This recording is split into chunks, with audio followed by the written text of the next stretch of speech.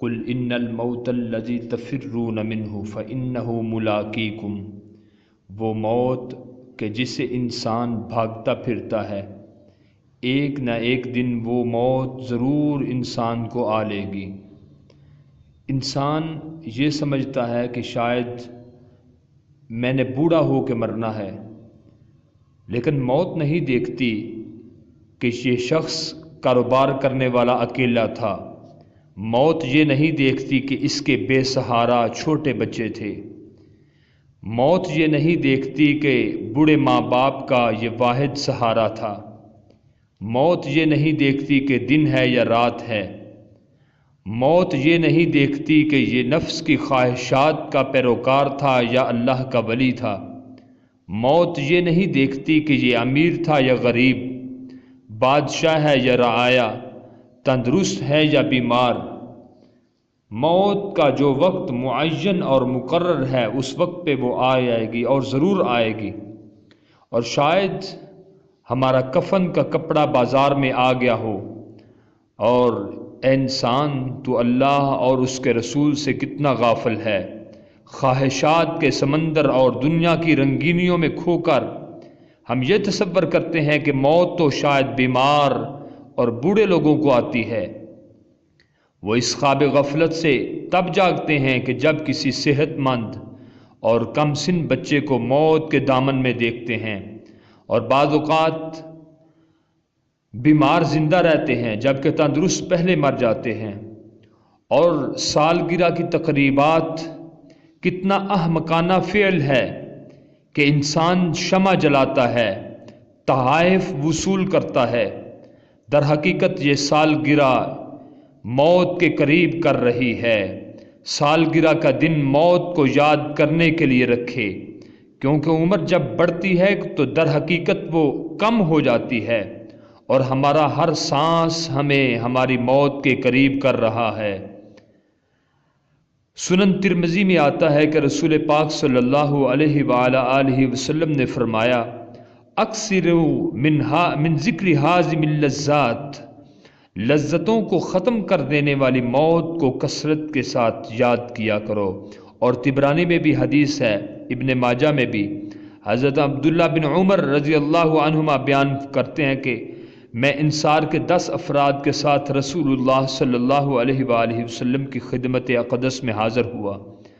ایک انصاری سوال کرتا ہے، اللہ کے رسول بتائیے کہ لوگوں میں عقل مند اور سعادت مند کون ہے؟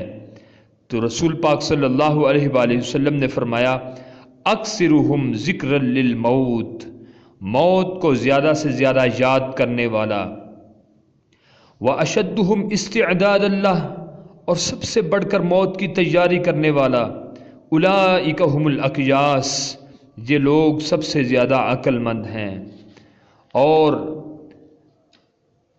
یہ دنیا دار العمل ہے، آخرت روز جزا ہے۔ جس طریقے سے رسول اللہ صلی اللہ علیہ وآلہ وسلم کی ایک حدیث مبارکہ ہمیں ملتی ہے صحیح بخاری میں کہ آپ نے فرمایا، کونوا من ابناء الآخرہ، اے لوگوں آخرت والے بنو، ولا تکونوا من ابناء الدنیا، دنیا والے نہ بنو، فإن اليوم عمل ولا حساب، آج کے دن عمل ہی عمل ہے، حساب نہیں ہے، وغداً، اور کل کے دن، یعنی آپ صلی اللہ علیہ وآلہ وسلم نے قیامت کے دن کو کل کا دن قرار دیا کہ کل کے دن، وغداً حساب ولا عمل، اور کل قیامت کے دن حساب ہی حساب ہوگا، عمل نہیں ہوگا۔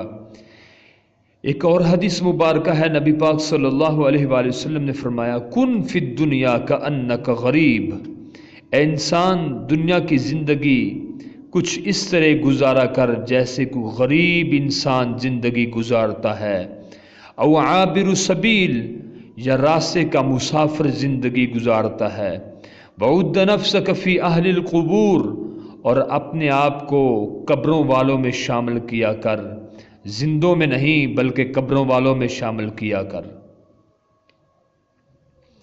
اور قرآن کریم میں بھی آیا، جو لوگ غفلت کی زندگی گزار کے اس دنیا سے جائیں گے، جب قبر میں پڑے رہیں گے سورت یاسین اللہ پاک فرماتے ہیں قالوا یا ویلنا من بعثنا من مرقدنا، کئی لوگ دنیا دار جنہوں نے دنیا میں نیک اعمال نہیں کیے، صرف دنیا کی رنگینیوں میں وہ کھوئے رہے، جب قیامت کا دن ہوگا تو وہ لوگ جب قبروں سے اٹھائے جائیں گے تو کہیں گے یا ویلنا، ہائے افسوس، من بعثنا من مرقدنا، آج ہمیں ہمارے مرقد سے کس نے اٹھا دیا، آج ہمیں ہماری قبروں سے کس نے اٹھا دیا۔